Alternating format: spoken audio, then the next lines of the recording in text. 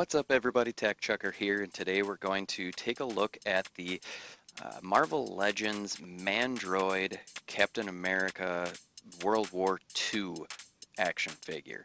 And I gotta say, at a glance, this figure looks really cool. Now, my understanding is this is kind of just a repaint from another Captain America that was released, I believe, in a different wave, but I don't have that particular one, even though I feel like I've been amassing a huge number of Captain Americas. I don't have the previous one, and I like this one. I like it. So let's take a closer look and see what's good about it and what's not. All right, let's jump right in and take a look at the articulation first. So I'm going to take this shield away here, and so the head is on a standard ball peg and a disc joint, and so he can get his head looking up really high. That's really good. I like that. And then looking down, he can look way down. He can get that chin way into his chest, which is awesome. No issues with side to side, and he's actually got some pretty good tilt capability in his head, which is kind of nice. So no complaints there whatsoever. His shoulders, it is on a ball joint here, and he can raise his arms up about that much, which is pretty good. Full rotation of the arm, no issues. Upper bicep peg joint works really well. Double jointed elbows, these actually work really good. I really like that. You can get a full bend in that elbow. It does come out looking a little bit funky on the tricep area, but I'm not going to complain about that because it bends completely. And then there is a peg joint in the wrist and a hinge joint, so he can actually curl his wrist pretty good. Not so great moving it up, but down is really good. Let's see if it's the same on this hand. Yeah, it's not too bad going up and good going down. So moving into the torso, a little bit different for the figures that I'm used to from Marvel Legends or from Hasbro. He's got looks like a double ball peg in the upper torso, and that really doesn't give him much of any ab crunch, pretty much none.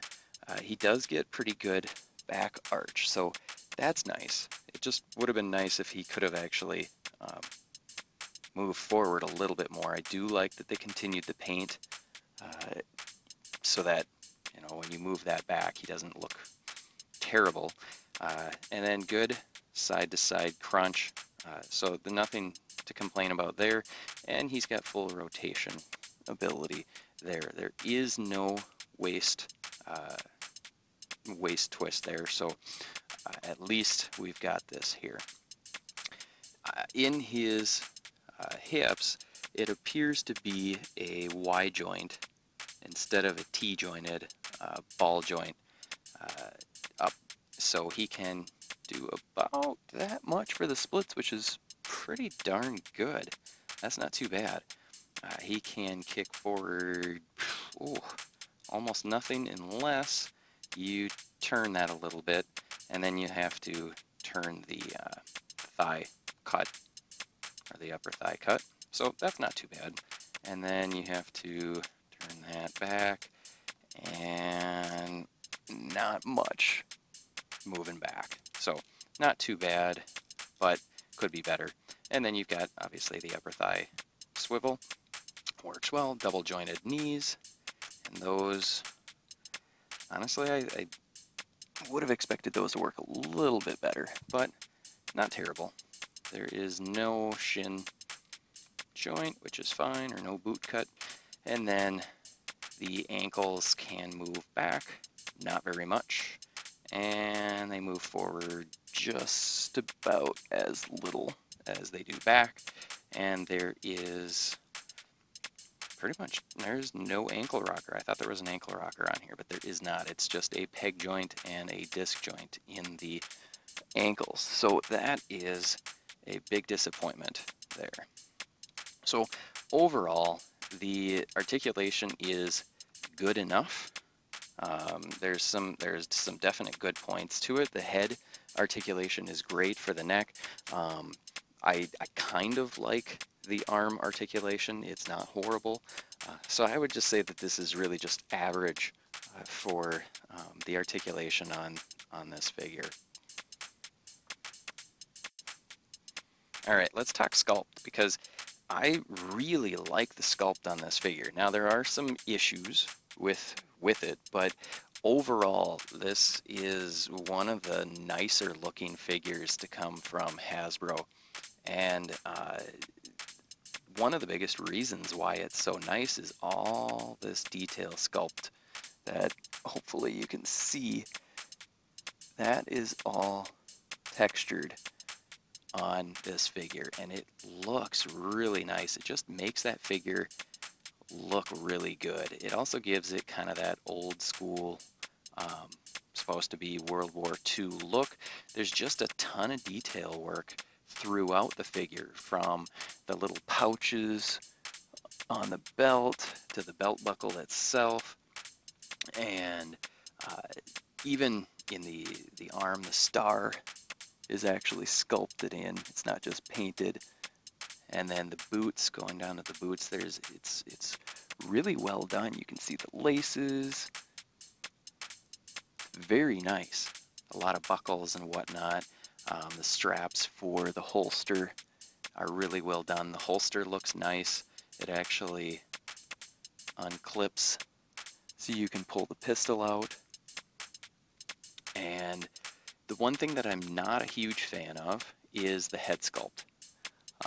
It looks nice enough, and it looks kind of like, whoever the kid is, the guy who plays Steve Rogers in the movies. Now I can't even think of his name, but the likeness, he looks like him.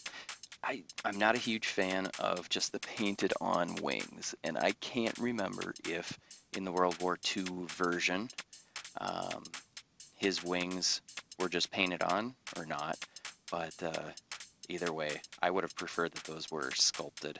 I love the detail here for the shoulder straps. Those are sculpted on, and the little buckle loops. There's just so much detail on the star. So overall, the sculpt, I would say this is probably sculpted like 5 out of 5 stars.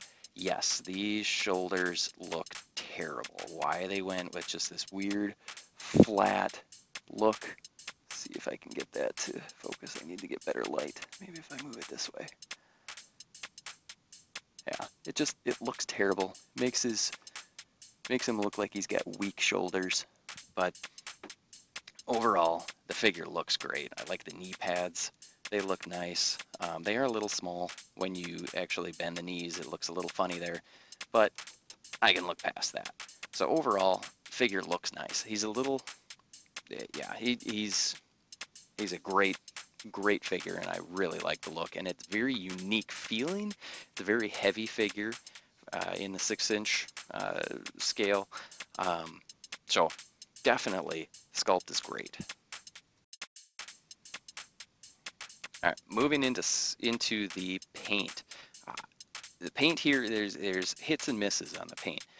They did a really good job on the color scheme. I love kind of the dirtier grayish brown color here to give it kind of that old World War II worn battle effect dirty look, especially coming into the arms and elbows and whatnot. I really like that. I like the color of the blue, kind of this muted, probably an old faded blue. See if we can zoom. There we go. I'm not so sure I care for the blue on the helmet, but I get it. It's kind of more of an old school look to the helmet. The A to me is slightly too big. Because his head maybe is a little too small, but either way, they painted his eyes well, but there is no other paint on the actual face. He just the skin tone. So, and then there's a little bit, you can see where the skin tone got onto the strap a little bit. Let's see if we can get that in there. So So there's the skin on the strap, and that's kind of an issue throughout the figure where some of the paint is bleeding in. You can see there's just a little bit in the star, and there's just little pieces throughout. And then there's also places where the sculpt was done really well, like on these pouches, but there's no paint whatsoever on those pouches, and just a little black wash and maybe painting some of the buckles and snaps on there would have gone a long way. And especially on the boots, these boots are sculpted so well with all the laces and buckles and everything, and you get underneath the boot and no paint whatsoever on any of this, and it just makes it look like it's not done. Same with the wrists.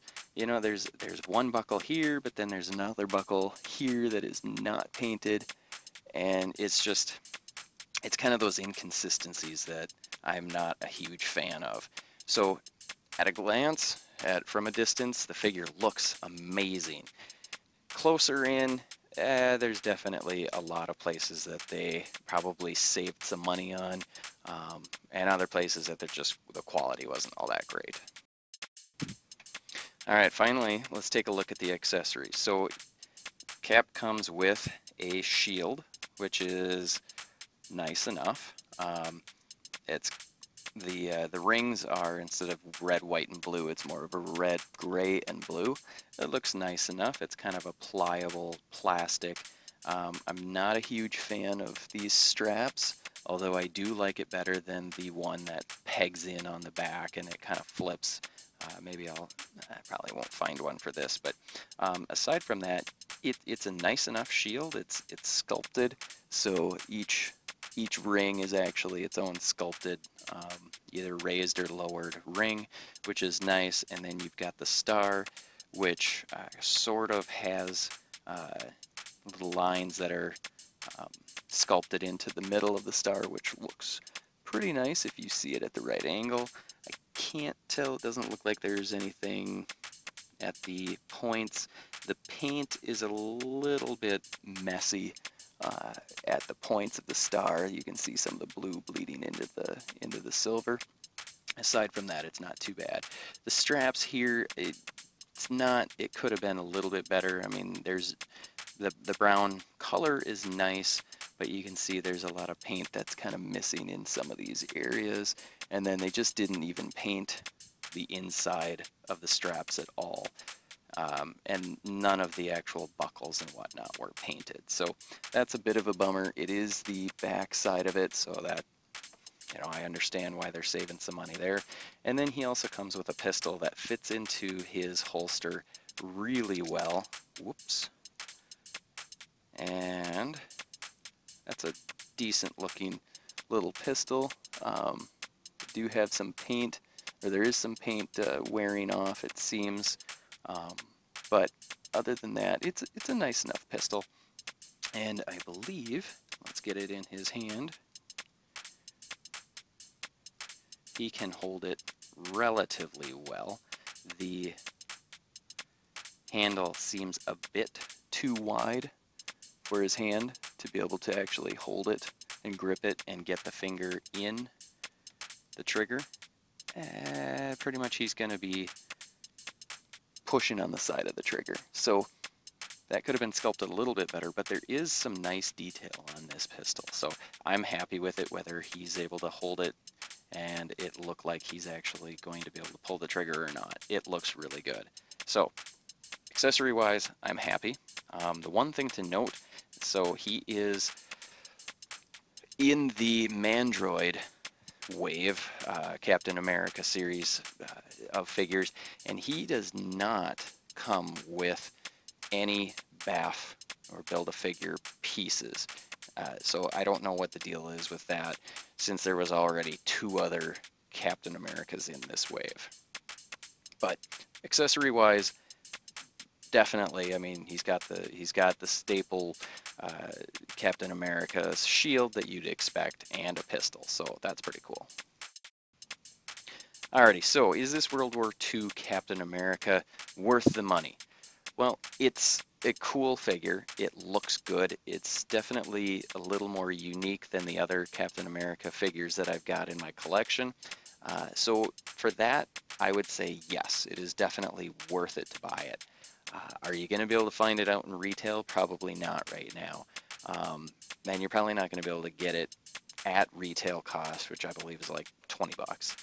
But if you can find them, pick them up. It's a decent enough figure. There's so many Captain Americas out there though, it might not be a must-have. Especially since he doesn't come with a Build-A-Figure piece for the Mandroid figure.